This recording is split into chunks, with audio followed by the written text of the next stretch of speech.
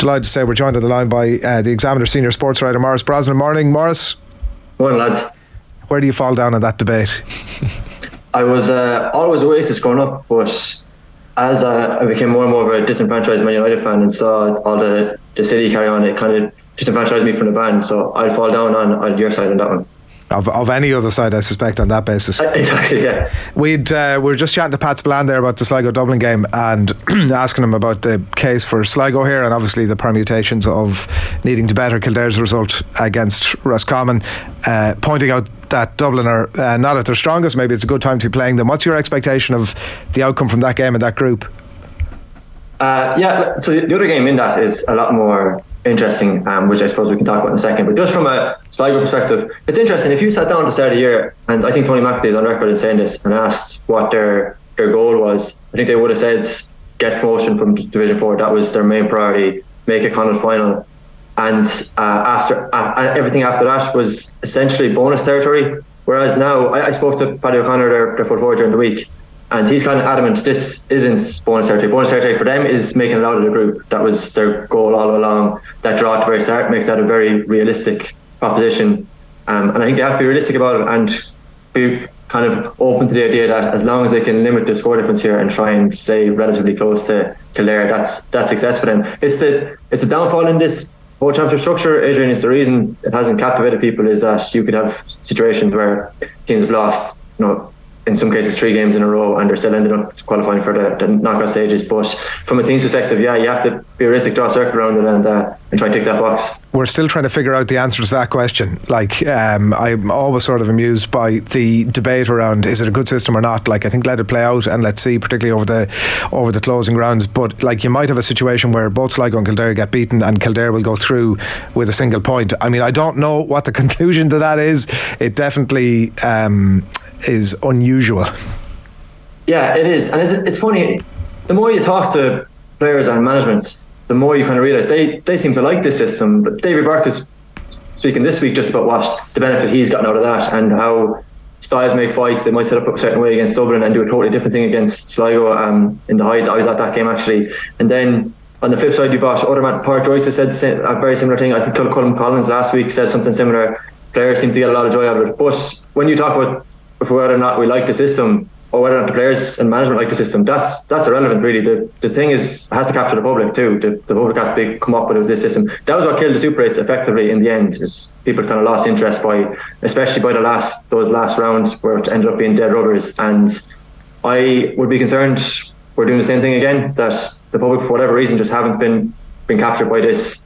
The attendances have been pretty stark. I think there would have been, I'd say, an element of concern when you look at some games this weekend that you would have been convinced. If I'd said to you 6 months ago that Galway and Armagh are playing in Carrick-on-Shannon when there's still a lot on the line, that we would expect that game to sell out within hours. And when I checked this morning, there's still tickets available for that game. People have drawn the comparison with what happened in the qualifying last year, but you just go back to the league this year, that was in the box. That was the same day Ireland played England. The same time, I think, actually, wasn't it? That Ireland played England on a Saturday night, and there was over 10,000 at that game. And for whatever reason, the same people just aren't coming out right now. How do you assess, Maurice, where Kildare are at the moment? Because you think back to the Leinster semi-final against Dublin and it was a good performance, could have got a result out of it, and then what's happened since, the draw with Sligo, the 9-point defeat to Dublin in the repeat game in Nolan Park, it's really, really hard to know where they're at. And as I said earlier, they're hot and cold. Yeah, exactly. You've hit it in one there. It's impossible. I can't answer that question, Shane. It's impossible to know where Kildare are at. They're just a complete yo-yo team. They seem to strike.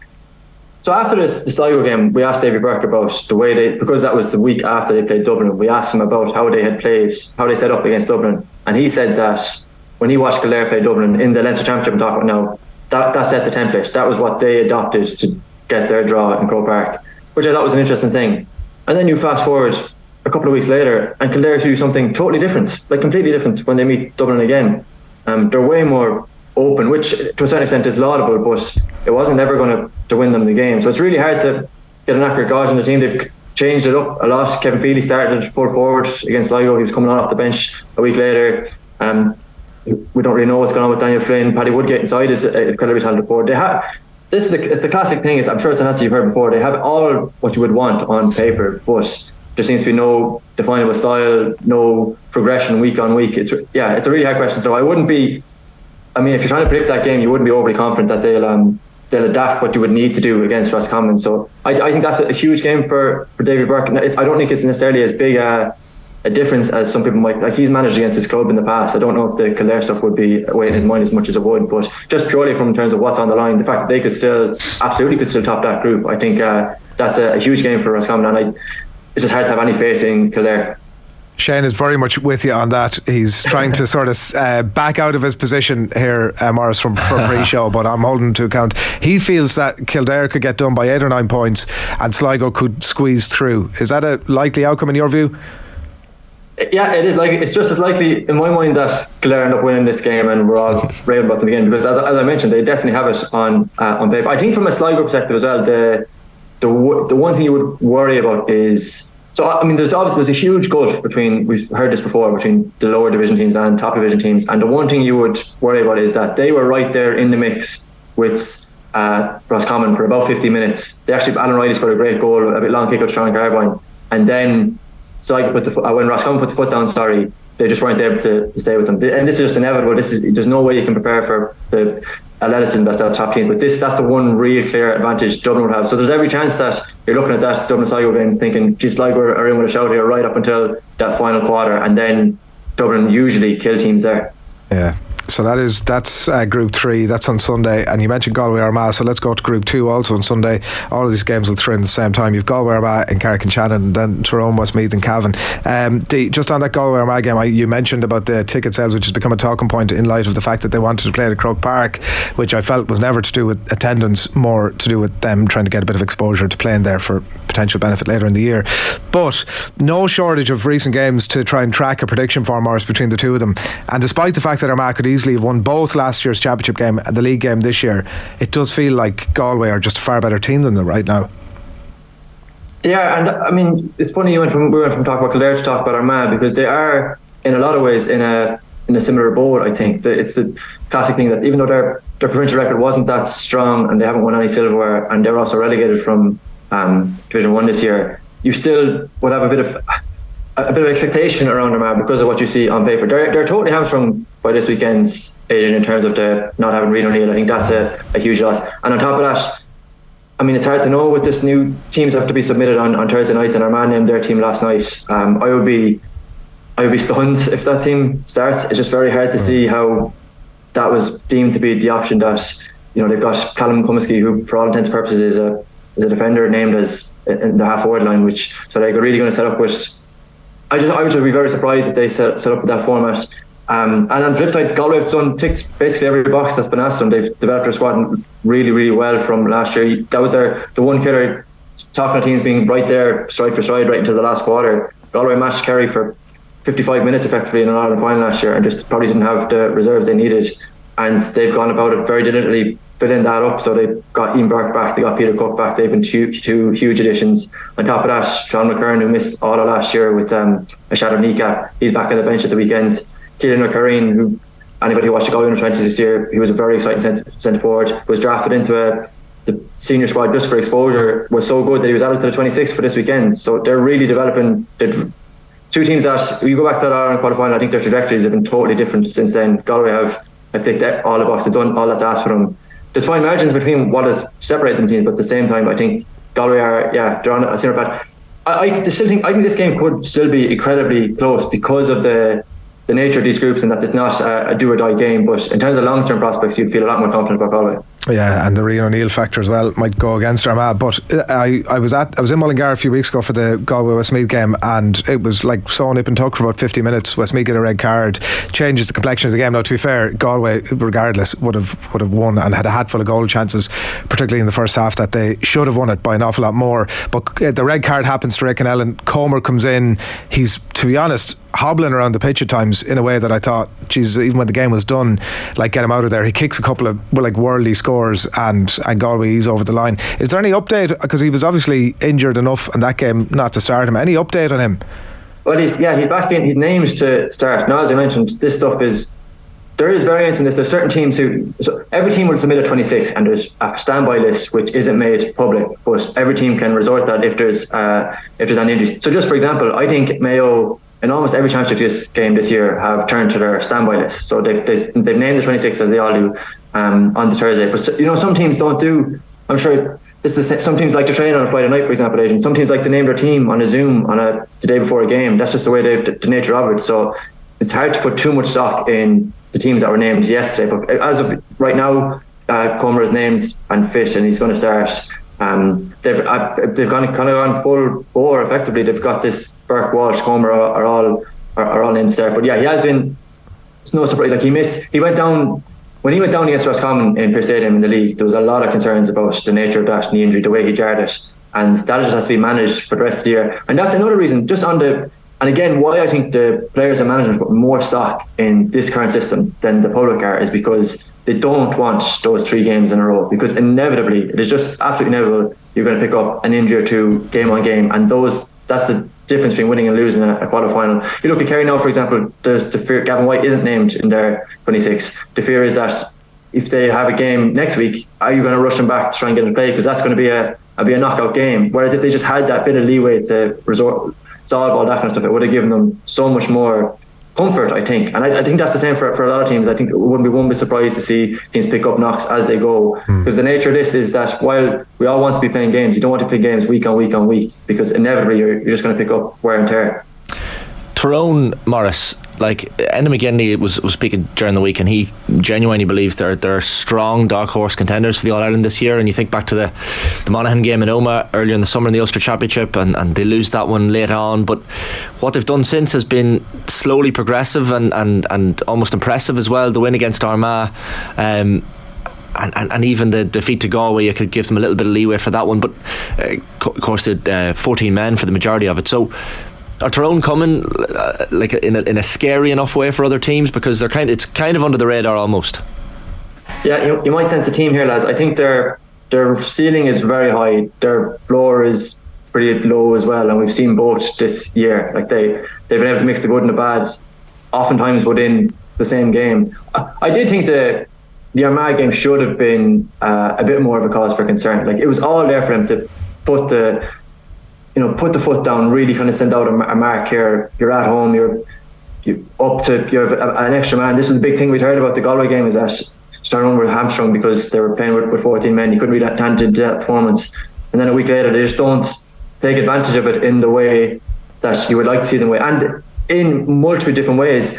So they're trying to force shots. At one stage, Matty Donnelly dropped the shoulder, tried to go past the man, and pops the ball back out to Michael McKernan, who takes kind of a low percentage shot from near the wing, and it goes wide, and you're thinking, okay, this is probably a stage of the game where you need to try and manage it and keep the ball. And then when they try and do that, it nearly ends in disaster, with Niall Morgan dropping the ball at his feet, and they very nearly end up conceding a goal at the end. So they're like, from the flashes of good we've seen, they absolutely are capable of winning an Ireland. There's no doubt about that. From the flashes of bad we've seen, they wouldn't win a quarter final. Last one for me on Group 2 before we go into the other games on Sunday in Group 1.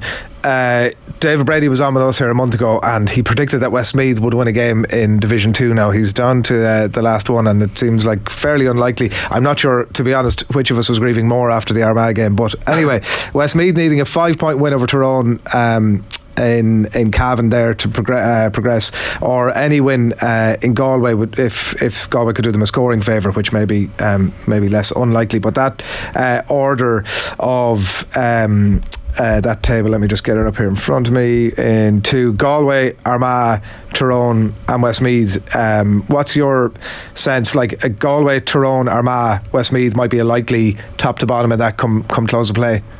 Yeah, I think so too. Yeah, and that means Armagh are going away. So Armagh could very feasibly end up going away to Kerry next week. That's the benefit of this. That's the reason I like this system, that there is a significant consequence of coming third. You're going away to potentially a very big game in that. So I'll agree with you. I think Kerry and Tyrone are 1 and 2, Armagh 3, and Westmeath. That Armagh game was a killer. Like that was our chance for a win. That was the game they should have won, and I just don't foresee it this weekend, unfortunately, Adrian. Yeah, that's the interesting. It's so interesting the way that's the way the groups have panned out. Like you say, Armagh could well be going away to Kerry next week, and yet it's also quite likely this weekend that Kerry get the win against Louth. And Cork, I mean, if you're looking at it again, that there could be I don't want to say surprise, but if Cork were to beat Mayo, it's not the most unlikely scenario where you could have Kerry finishing top of that group. Although, albeit that it could come down to scoring different. It all finish on 4 points. You could have Mayo, Cork, Kerry all on 4 points. Yeah. See, Mayo at the moment are on 4 points, Kerry on 2, Cork on 2, and Louth on 0. Yeah, it's possibly most likely, I guess, Maurice, that Kerry would finish second.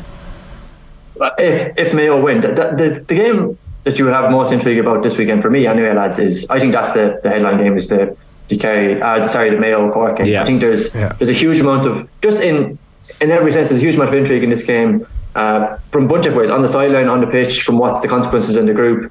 Like if you break it down, so Kevin Walsh is in coaching Cork right now. Kevin Walsh had a great record against Mayo. He brought out a book during COVID, which was brilliant, like a really good GAA resource and a really good coaching manual. But because it was during COVID, it didn't have a launch, and probably went, to my mind, it went slightly under the radar how good that book was. But interestingly, I mean, just go through it. A lot of the things he's talking about coaching wise is how he set up against Mayo and was able to, he breaks the pitch down to 5 lanes and the 2, 3, 4, the middle lanes basically, he'd clog them up, force Mayo out to the channels and turn them over, give them up to them short. And that was against Stephen Rochford, who's now in as the assistant manager for Mayo. And also in that book, he dedicated a lot of time to their rivalry with Roscommon. And when Roscommon bet them in the kind of final, and the Roscommon manager who marched on the sideline to shake his hand early, Jose Mourinho style, who was Kevin McStay, and he got him back a year later. Made sure, and this is all on the record. Went back, made sure to enjoy that interaction when they bet Roscommon and Derry in the kind of final a year later, and shook his hand too. So you've all that intrigue, but then there's just what that means for on the field. I think is really interesting, particularly in the context of the Louth game. If you're like the traditional analysis of Mayo for a couple of years now has been that when they have open road in front of them, they're electric. They're such an athletic team. They're incredibly. They just can tear teams apart. When you drop off and force them to kind of break down a set defence, they will end up taking pot shots. They might run down blind alleys. And the fact that Mayo had no seeming answer to that against Louth, I think is really interesting. I think it is. I don't foresee Cork being necessarily very open this weekend, but I think if they do the same thing again, there's a bit of pressure on Mayo to prove to most of all themselves that they can deal with this system, that they know how to pull it apart, that they're capable of doing it. If you go back to the Kerry game, actually, just on that team, right? In the first half, Kerry tried to play open front foot football, and Mayo effectively tore them apart. In the second half, and there was a lot of moaning about this in Killarney at the time, Kerry dropped off. They conceded the kick out. They were lining players up along their 45, not to the Louth extreme now, back on their own 45, on Mayo's 45, but they let Mayo got it off short. But if you just look at the outcome of that, in that game, there's 21 kickouts in total, right? And you can divide it 50-50, let's say. So 11 go long and 10 go short. And from the 11 go long, they score 1-6. That's, a long ball. Aidan O'Shea catches it in the middle, wins a free, immediately turns, moves the ball up, and Owen McLaughlin scores a goal. But from those, the other half of all that went short, they only scored 3 points because they're trying to run through every single line. So Cork can double down on that, and then suddenly the ball is in Mayo's court. How are they going to deal with it? Can they deal with it? Because if they can't deal with it, every single team is drawing a circle around that, and for the rest of the summer they're going to meet the same thing again and again and again. We should mention the Group 4 that we haven't touched on as well, Maurice. The Mini Ulster Championship plus Clare. Clare, of course, the only team not able to progress going into this last round of fixtures. I was at the Monaghan Clare game the last day. Monaghan impressive, 123. A lot of different scorers, good spread as well. And Jack McCarnan was just supreme, 9 points in 8 of those from play. And Donegal, I watched that game as well against Derry. Oisin Gallen was supreme in that one.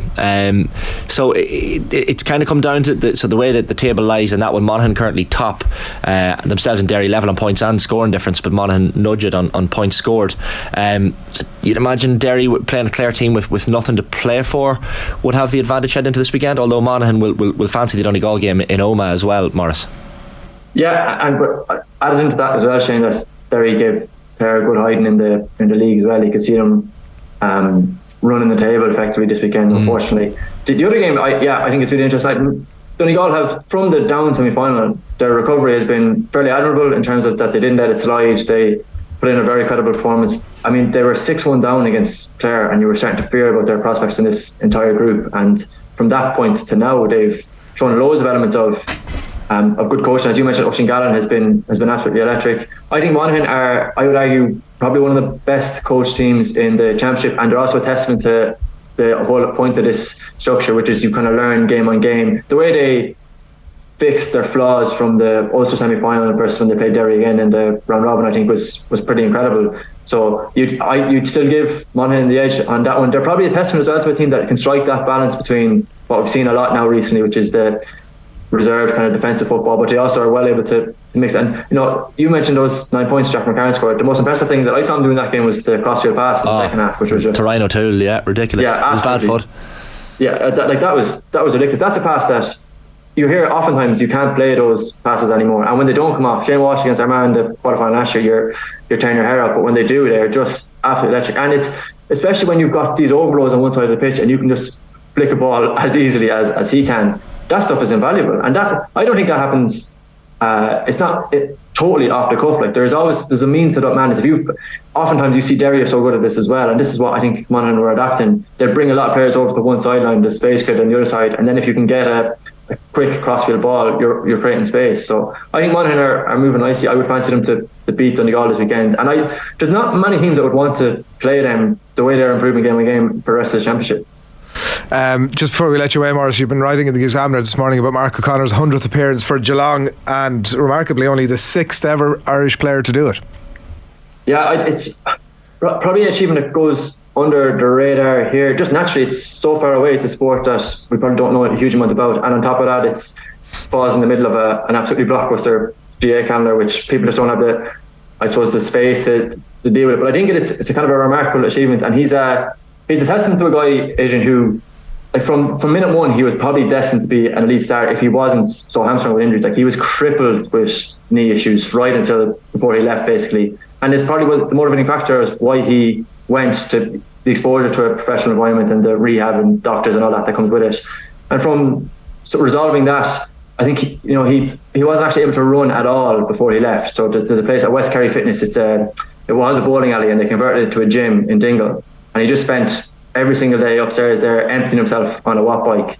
Arrives at the club very light but incredibly fit. And the Geelong do this. It's a 15-minute. You just run as basically as hard as you can for 15 minutes. 15 minutes doesn't sound that long, but when you're going flat out amongst Aussie rules players, it is pretty difficult. And he blitzed that. So straight away there was a bit of they expect guys who are arriving to maybe be in the bottom 10%. I think he was the opposite. So there was a bit of excitement immediately about what he was going to end up going on to do. And from that point on, he just excels. Makes his debut after 8 rounds, I think. He's in their leadership group after 3 years. He's now reached 100 games and he's still only 26. It's kind of a remarkable rise.